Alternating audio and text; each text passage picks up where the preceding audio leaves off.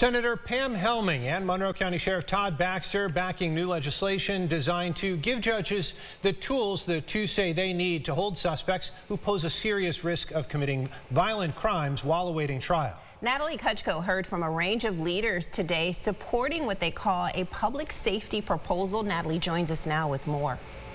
Teresa, Adam, the PROTECT Act, as you mentioned, looks to evaluate offenders that pose a serious danger or risk to the public ahead of a scheduled trial. So this includes a thorough assessment, including adequate mental health evaluations for suspects.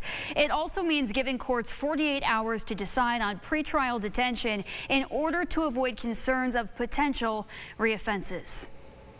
Lawmakers joined members of local law enforcement Friday to push the PROTECT Act, standing for pretrial risk overview for threat evaluation, custody treatment. Judges would have a standardized form that they could use to make informed decisions on whether or not an individual who's charged with a felony or a Class A misdemeanor is a danger to the community or to themselves and should be held pre-trial. State Senator Pam Helming is behind the legislation and says it's about addressing repeat offenders while supporting needed mental health interventions. The risk assessment included in this bill would be conducted by the Department of Criminal Justice Services.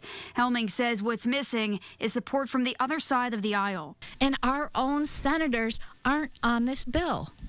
Why? Why? As the sheriff said, this is common sense.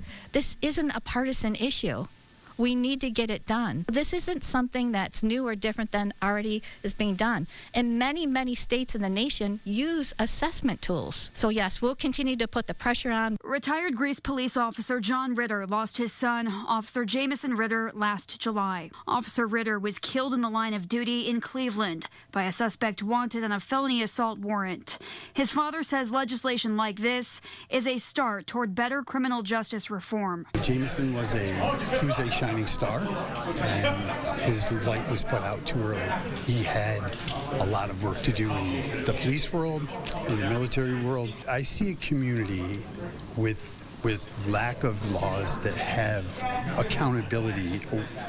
I see them causing more crime, and what you're seeing is certain people probably, if we were to do statistically, it's probably a core group of people that are continually reoffending, whether they need services or whether they are just hardened criminals. What we're doing is we're missing a part of them going to some type of incarceration where they can be evaluated for the services that they may need. And from an arrest to a court appearance, officials say this would work to assess and help alleviate future threats to the public.